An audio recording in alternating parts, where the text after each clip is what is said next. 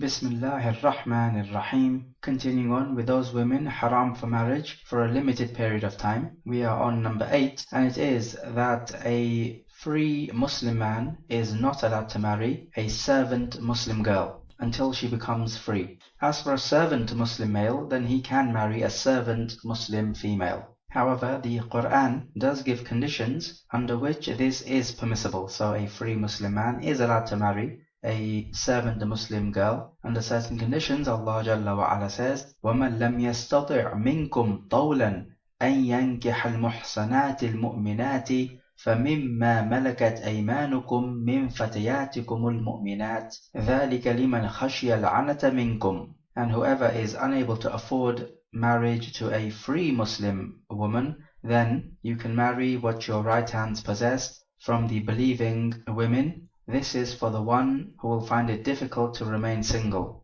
So look at the conditions here. Firstly, you cannot afford marriage to a free Muslim woman. Then the second condition is that the servant girl must be a believer. So you're not allowed to marry a non-believing servant girl, even if she is a Jew or a Christian. And the third condition given, that this must be in a case of real and genuine need, that a man finds it difficult to remain single. Maybe he needs a wife to grant him some help throughout his life and just for companionship. However, the scholars also add a fourth condition which is not mentioned explicitly in the Quran. They say that the fourth condition is that he does not have enough money to purchase a servant girl, to take her as a concubine. Because the difference is, if he has children with a concubine, then his children will be free as opposed to servants. Whereas if he has children with a servant wife, then these children will themselves be servants. And you don't want to have children who are servants. Rather, you want children who are free. So if he was to marry a servant girl and he has children, then his children can actually be bought and sold on the market just like a servant can. So the master of this servant girl can actually sell his own children, the children of this man who is married to this servant girl.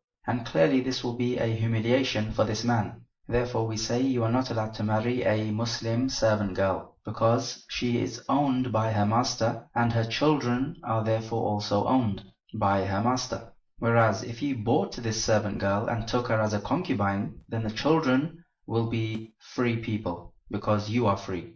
And the majority of the scholars say that this man, the free Muslim man, is not allowed to stipulate this condition that he will marry this servant Muslim girl on the condition that their children will be free. So the master of this servant girl will not be free to sell these children. Majority of the scholars say he is not allowed to make this condition. And also the majority opinion is that he is not allowed to marry this servant girl from the believing women because of this danger that the children will be servants and hence the master can sell them. And also just marrying a servant girl will damage his reputation because his value will decrease in the eyes of the people, that a free man is marrying a servant girl.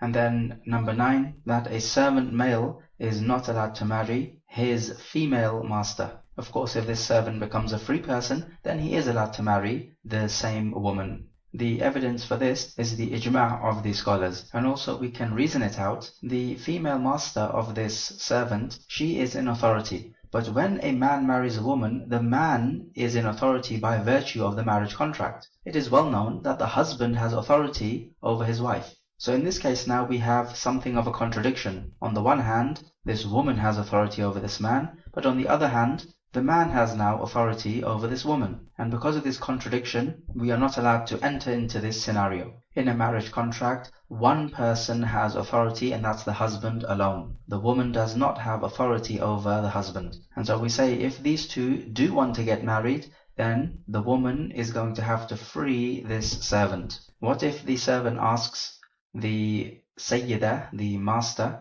to free him, and then after she frees him so that they can get married, he says, no, I don't want to marry you anymore. So in other words, he duped her. In a case like this, he does not return to being a servant. Rather, we say that you have to give this woman your price. And in the same category, we can go the other way around. A male master is not allowed to marry his female servant. He is allowed to have intercourse with her as a concubine, but he's not allowed to enter into a proper nikah contract. So there's the difference. And the reason is because he owns this woman, and this type of authority which he has over her is stronger than the authority which the husband has over the wife. So again, we have a situation of ownership of a servant and authority over the servant girl. These two concepts are coming together, and we say that the ownership over a servant is stronger than the authority over the wife, and hence they're not allowed to mix. Rather, we say it must be one or the other. Either you take her as a concubine, or if you want to marry her, then you free her and then marry her.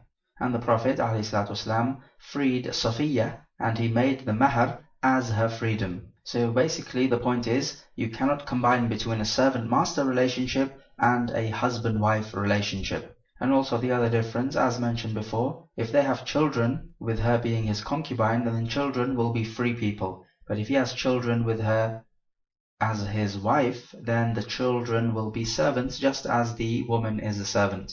What about this situation if a man has a father and this father owns a servant girl? Is this man allowed to marry the servant girl of his father? We say if the four conditions are met, then he is allowed to marry the servant girl. The four conditions again, that he does not have the money to marry a free woman, that he is in need of a wife, that the servant girl is a believer, meaning a Muslimah, and that he does not have the money to buy a servant girl himself, to take her as a concubine. So if these conditions are met, we say yes, he can marry the servant girl of his father. But we need to take notice of another condition here. Because it is father involved, we say if his father has had intercourse with this servant girl, then in this case the son is not allowed to marry this girl, in the same way that a son is not allowed to marry the wife of his father.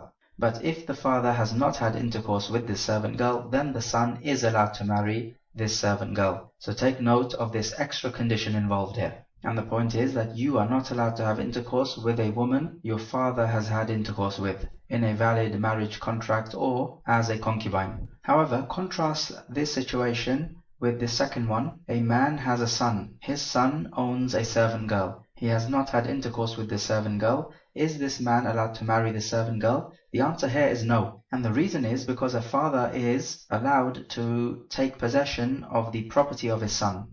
So he has no need to marry her. He can simply take this servant girl of his son as his servant girl. Just take possession of her. So he can take her as his concubine. So if he can take her as a concubine, then marriage with her is impermissible because the conditions have not been met. Remember, one of the conditions is that you're not allowed to find a concubine. Then and only then are you allowed to marry a servant girl, with the other conditions of course. But here in this situation he is able to find a concubine, therefore there is no need for him to marry this woman. But in this situation he can take her as a concubine, therefore he has no need to marry this woman if he can take her as a concubine. What about a woman? Can she marry the servant of her child? We say according to the correct opinion, it is permissible for a woman who is a free Muslim woman to marry the servant of her son or her daughter, because it is permissible for a male servant to marry a free woman. Because when Barira was freed from being a servant, she was married to a servant, male,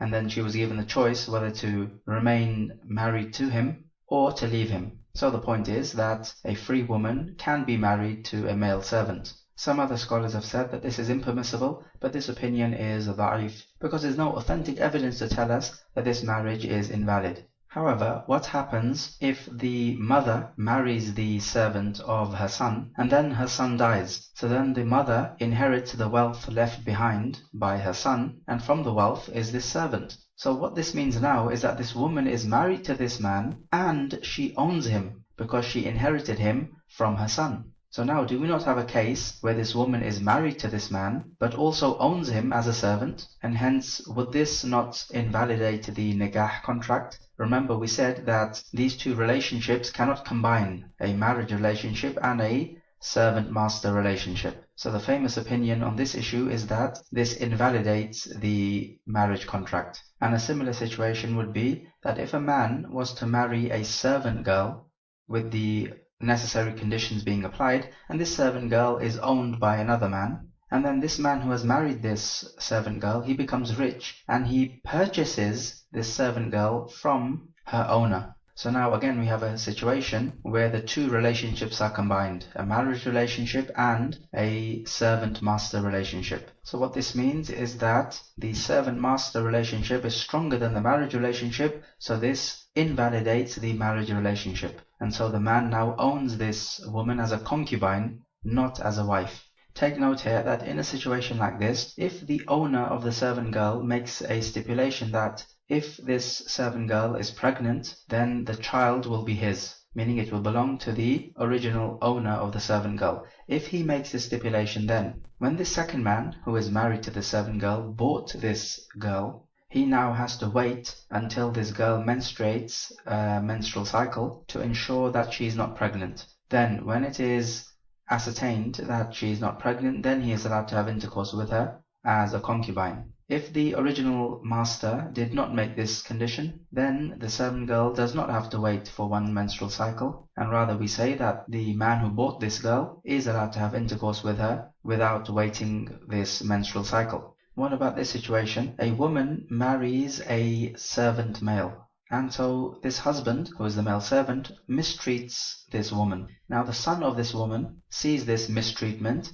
and he decides to purchase this servant from the owner of the servant. Some scholars say that this marriage between this servant and the woman is invalidated because the husband of this woman is owned by her son. And the reason they give for this is that they say that if the husband of a woman is owned by her son, then this invalidates the marriage contract. However, the correct opinion is that it does not invalidate the marriage contract and that the woman can be married to the servant of her son. And the reason for this is that we don't have any clear evidence to say that the marriage is invalidated. Similarly, if a man is married to a female servant and this man has a son, this son does not want his father to be married to this woman because she's a servant. So what he decides to do is that he purchases this servant girl from her original owner. Some scholars say that this marriage contract now between the man and the servant girl is invalidated because the son of this man owns the wife of this man,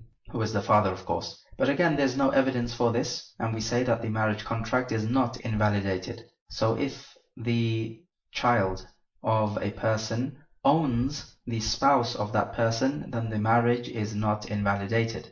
Another scenario is that a man is married to a female servant with all the conditions being met, and this man also has a mukatab. This is a servant who agrees to work and earn money in order to pay for his freedom. So this is the mukatab, and the mukatab is still a servant as long as he has any amount of money still to pay off for his freedom. So even if he has 1 dirham to pay off, he is still a servant. Now this servant purchases the servant girl to whom his master is married to. The scholars say in a case like this, the marriage contract is invalidated. And the reason is because this mukatab now owns the servant girl. But the point is, this mukatab is still owned by the man. So any possession of this mukatab will actually be the possession of the man. So this basically means that this servant girl now becomes the possession or the servant girl of this man. And so we have a case of these two relationships being combined, the relationship of marriage and the relationship of servitude. So this will invalidate the marriage contract. And also it should be known that there is a useful and beneficial guiding principle here, that any woman who is haram for you to have intercourse with in a valid marriage contract, then she is also haram for you to have intercourse with as a concubine, except a kafira female servant. Because with a kafira female servant, it is absolutely not permissible for a Muslim man to marry her in a nikah contract, but it is permissible for him to have intercourse with her as a concubine. So let's give examples to illustrate this qaida. You are married to a woman and she has a mother. Is it permissible for you to have intercourse with this mother of your wife in a valid nikah contract? The answer is of course no. You're not allowed to marry this woman. So if this is the case, then you are not allowed to have intercourse with this woman if she is owned by you as a servant girl. Because normally you're allowed to have intercourse with a servant woman because she will be your concubine, but in certain cases you're not allowed to. And this is one such an example. Or for example, you're married to a woman and this woman has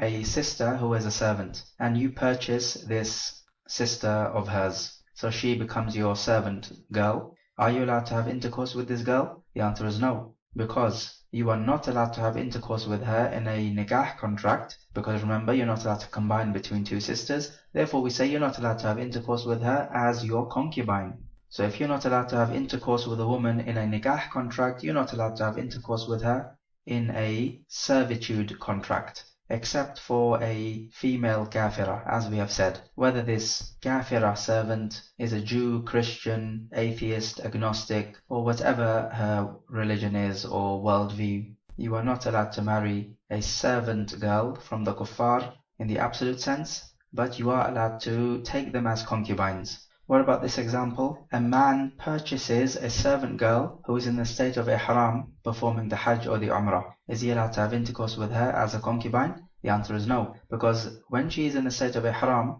he's not allowed to have intercourse with her in a nikah contract. So if that's the case, then he's also not allowed to have intercourse with her as a concubine, in accordance with our qa'idah. Or for example, a man is married to a woman. This woman has a paternal aunt who is a servant. He purchases this servant, the maternal aunt. Is he allowed to have intercourse with her as a concubine? Let's ask ourselves, is he allowed to have intercourse with her as a wife? The answer is no, because you're not allowed to combine between a woman and her aunt. Therefore we say he is not allowed to have intercourse with her as a concubine. And also let it be known that if a man combines between two women in one marriage contract, where one woman is haram for him and the other one is halal for him, then the one who is halal for him, that part of the contract is valid, and we invalidate the woman who is haram for him. For example, a man marries two women in one contract. Woman A is in a state of ihram, so he's not allowed to marry her, and woman B is not in a state of ihram. So we say that the contract is valid for woman B, and we invalidate the contract for woman A. Until she comes out of the ihram, then he's going to have to enter into a new contract with her. If a man combines between marrying a woman and her daughter in one contract, then some scholars say that the contract is valid for the daughter but not for the mother, because the daughter is not haram until the man consummates the marriage with the mother. But when it comes to the mother will be haram for him merely through the marriage contract, and not after he consummates the marriage with the daughter. So that's the difference you have to notice. However, we have to say that this contract is invalid and both of them are not his wife because of the invalid contract, because the point is that combining between the two is haram, expressly forbidden, and what he has done now, he has directly opposed the prohibition to combine between the two women. So we say that both of these women are haram for him. And the 10th type of woman in this category of those women haram for marriage on a temporary basis is that we say it is not permissible for a man to marry a hermaphrodite until it becomes known whether it is a male or a female. So this is a person who has both male and female genitalia. So now we have to decide which is the extra organ. Is the male organ the extra organ, in which case this person is a female, or is the female organ the extra organ, in which case this person is a male? If we cannot tell which one it is, then we say that this person is not allowed to get married, because we have to be on the safe side here. But somebody might say, but what if this person has sexual desire? Would we give him the permission now to masturbate? You could argue that this is a valid case for allowing this action, otherwise the original principle is that the one who cannot get married should fast. And this is what we discussed in the very first hadith of the Kitab al-Nikah. In the same way, if somebody is suffering AIDS, now it is well known that a person who has AIDS should not be married because he will pass this condition on to the spouse. So some scholars may say that in this case, if he has desire, he can masturbate. But we say what the Prophet ﷺ has recommended is that the one who cannot get married should fast. And this is definitely the better option. As for masturbation, then it is permissible in two scenarios. Number one, a medical scenario where he has to release this fluid for medical reasons. And number two, for a shar'i reason, if he fears falling into that which is worse than masturbation. So we are talking about zina or that which is similar to it. And so in a case like this, he'd be choosing the lesser of the two evil. But this would be in a case of darura.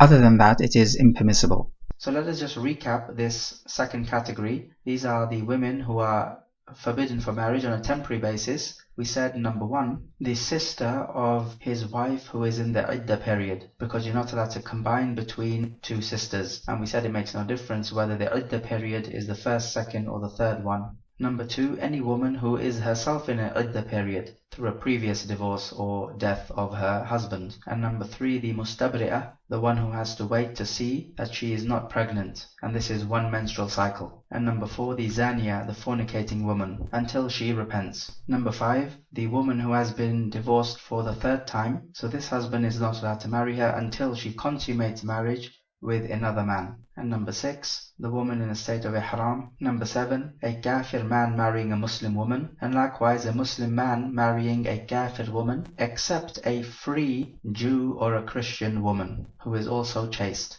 So you're not allowed to marry a servant Christian or a Jewish woman. And number 8, that a free man who is a Muslim does not marry a servant Muslim girl, except if the conditions are met. Number 9, that a male servant does not marry his female master, and likewise a male master does not marry his female servant, and this is invalid, of course. And then we also went on to talk about a man being allowed to marry the female servant of his father if the conditions are met, with the extra condition that his father has not had intercourse with this female servant. But the other way around is not permissible, so a father is not allowed to marry the female servant of his son. And we also gave the qaida that whoever is haram to have intercourse with in a nikah contract, then it's also haram to have intercourse with her as a concubine, except a servant kafira.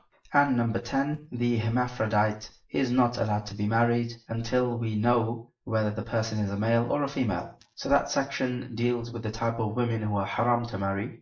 The 2 categories, of course, certain women who are haram to marry forever, and certain women who are haram to marry on a temporary basis. Now let us move on to talking about stipulating conditions in a marriage contract. Let's take this next hadith, number 859. وعن عقبة بن عامر رضي الله عنه قال قال رسول الله صلى الله عليه وسلم إن أحق الشروط أن يوفى به ما استحللتم به الفروج متفق عليه. From Uqba ibn Amir, the Prophet said, the worthiest conditions for you to fulfill are those by which you make the private parts halal for yourself. Muttafaqun alayh. The word shart in the Arabic language is translated to condition in English. It has the same root letters as sharat, which means sign. So it is a sign that this contract is correct. And with this condition, you obligate somebody else to do something because of this contract.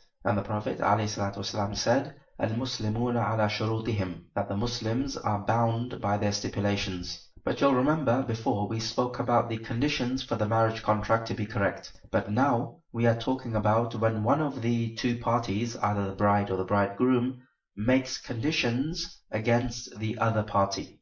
So the question now is, what is the difference between the conditions of a marriage contract and the conditions in a marriage contract? There are differences. And remember, we spoke about differences between the conditions of a sales contract and conditions in a sales contract. And with the marriage, it is a parallel situation. So we say the difference is that conditions of a marriage contract are stipulated by Allah Jalla wa Ala, whereas conditions in a marriage contract are stipulated by one of the 2 parties, either the bride or the bridegroom. For example, the bride might say that I make this condition against you that you have to give me more mahar because you're not giving me enough. So this condition is not coming from Allah Jalla wa Ala, rather it is coming from the bride. Whereas the condition of a marriage contract, to be correct, is coming from the Sharia. The second difference is that the conditions of a marriage contract determine whether the contract is sahih or fasid, whereas conditions in a marriage contract do not determine whether the contract is correct or not. So for example, if one of the parties does not live up to the conditions made against him or her, then the marriage contract is still correct, but we just say the other party has the right to annul it. In the same way, they have the right to forego this condition which they made. So conditions in a marriage contract determine whether the other party can go ahead with it or not, because they have the choice if their conditions are not fulfilled. Whereas conditions of a marriage contract, if they are not fulfilled, the contract is invalid from the very first place. And difference number 3, when it comes to conditions of the marriage contract, it is not permissible for anyone to forego these conditions, meaning to say they must be met because they come from the Sharia. Whereas conditions in a marriage contract can be foregone. For example, the woman says, you must pay me more mahar, and the man does not pay her more mahar. But the woman has a change of heart and she says, okay, it doesn't matter anymore. I don't seek more mahar from you. So she has foregone this condition or overlooked it. So this is permissible for her to do because it's her right and she has a choice to forego her right.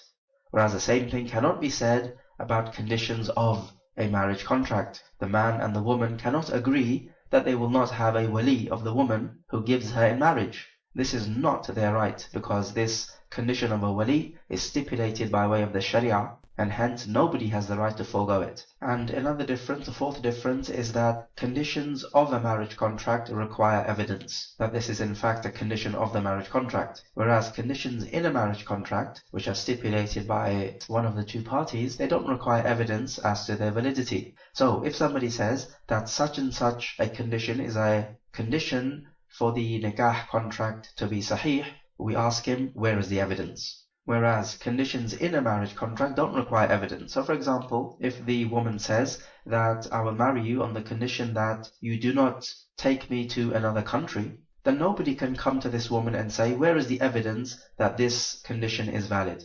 Rather, we say all conditions are valid except if you have evidence otherwise. So you can see that the burden of proof is completely opposite between the two types of conditions. So these are some of the differences. Let it also be known that these conditions in a marriage contract can be stipulated before the contract or during the contract, but not afterwards. For example, if the wali is giving the daughter in marriage and he tells the bridegroom, I will marry you the daughter on the condition that you don't marry against her. So this is a condition made during the contract. Or you could have it before. For example, a man comes and proposes to this woman, and the wali says to him, yes, we can agree to this marriage as long as you don't marry against her. And if they agree to this, then they have agreed to this condition before the contract has been made. Because at this stage now, he is only proposing.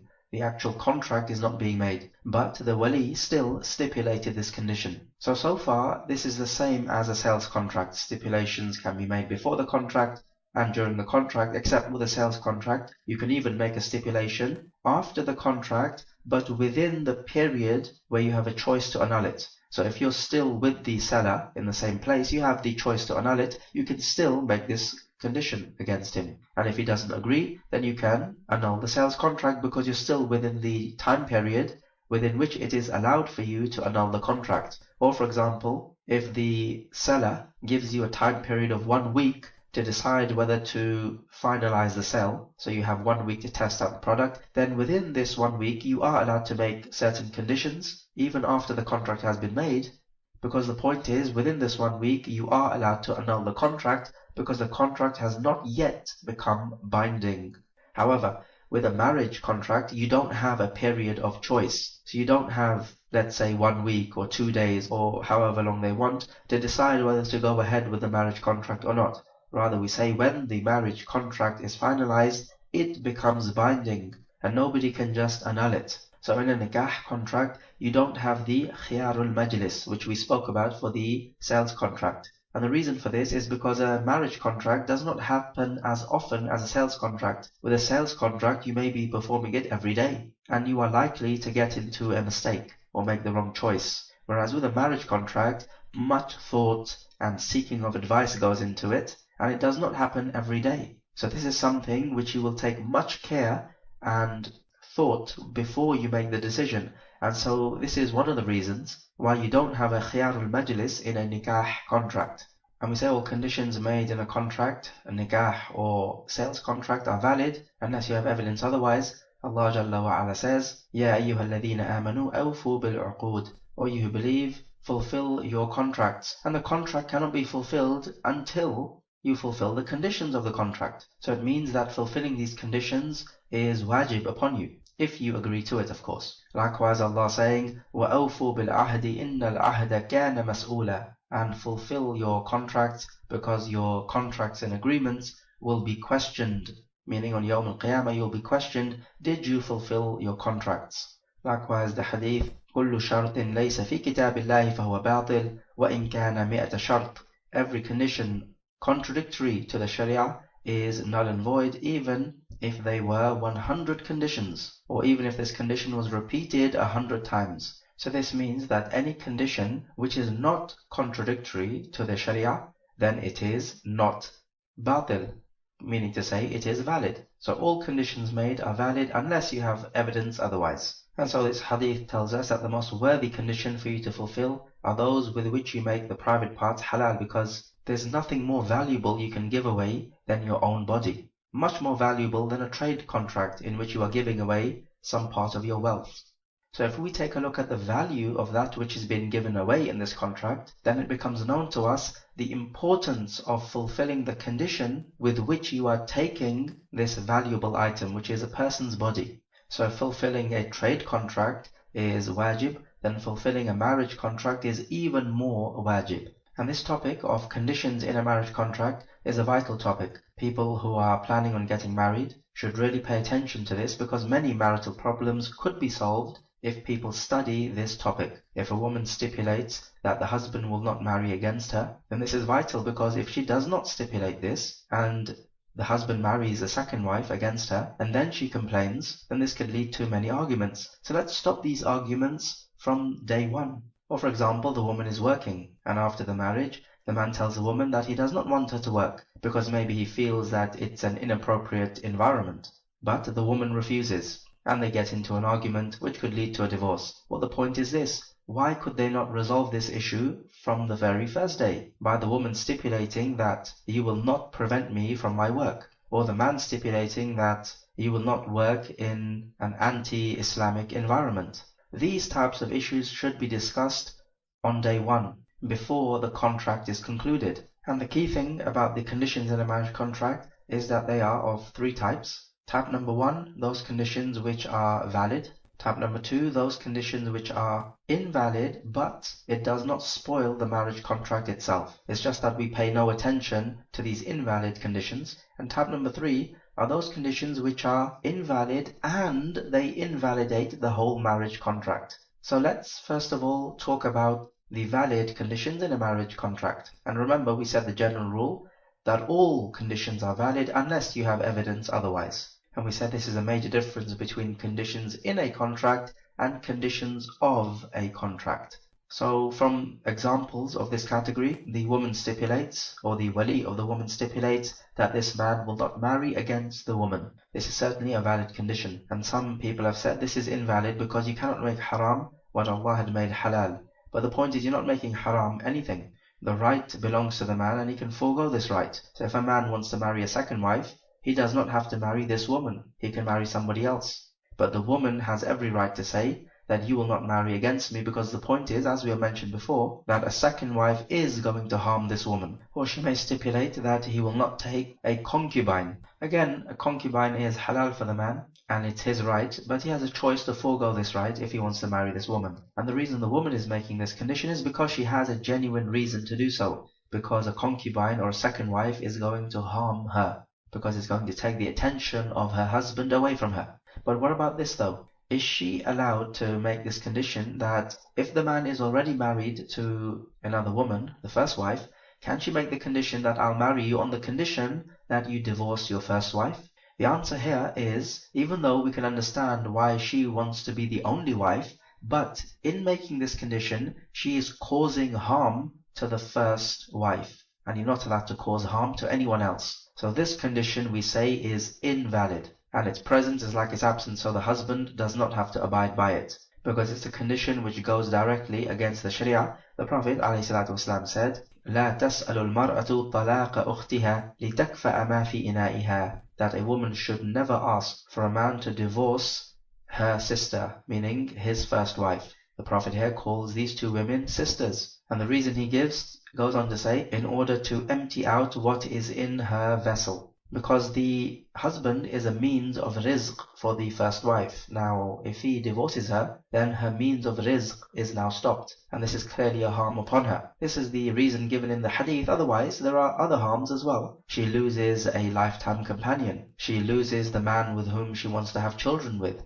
And if she has children with him, then this leads to a broken family, which is not likely to be beneficial for the children. And this is far worse than her means of provision being cut off, because she can find other means of provision. but she cannot find another biological father for her children. So we find that the harms are great and many, and just one harm is mentioned in the actual hadith itself. So we say if a woman makes this type of condition, then this condition is invalid and it does not need to be fulfilled. Its presence is like its absence. Just like the Prophet did not fulfill the condition of the masters of Barira, who made the stipulation that the wala of Barira should belong to them. So he went ahead with the contract, but he completely ignored the condition.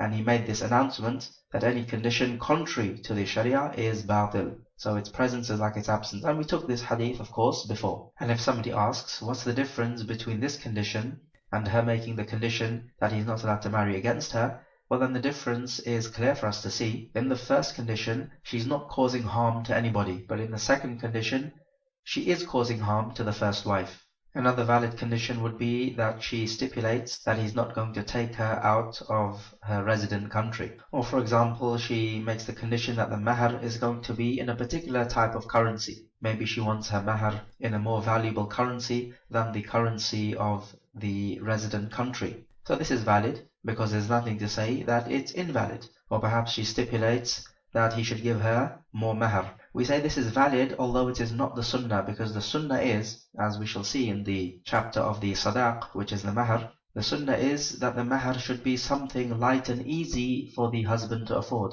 This is the best type of mahar. So it is not the sunnah that she should ask for an increase in the mahar, however, it is permissible. And we can have examples in the Sharia in which something is permissible, but it is not the sunnah, and it somewhat opposes the sunnah. For example, making i'tikaf outside Ramadan.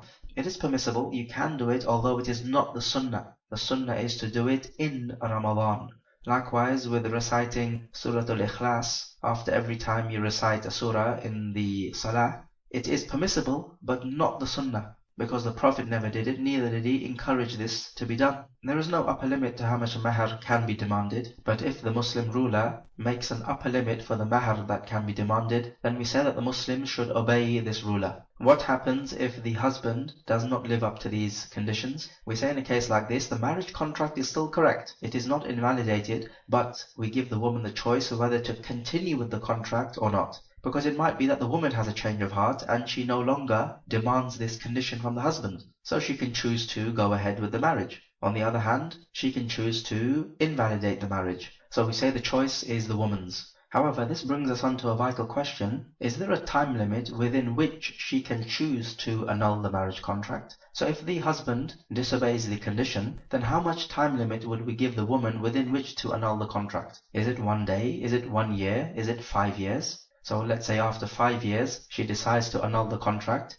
The husband asks, why are you doing this? And she says, do you remember 5 years ago? You did not fulfill the condition? Well, I have the choice to annul the contract. Of course, this sounds absurd, but we say there doesn't seem to be any specific evidence as to what this time limit is. So what we say is simply this: whenever we detect any indication from the woman that she does not mind the husband violating the condition, then she loses the right to annul the marriage contract. So for example, if the husband disobeys the condition and the woman knows about this and she keeps quiet over it for a significant period of time, then this is an indication that she does not mind the husband breaking the condition.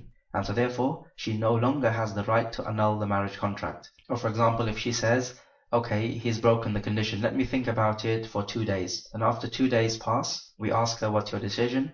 And then she has to decide whether to go ahead with the contract or not. Or perhaps she knows that the husband has broken the condition and she does not seem too bothered. So this is an outward indication that she has foregone her right.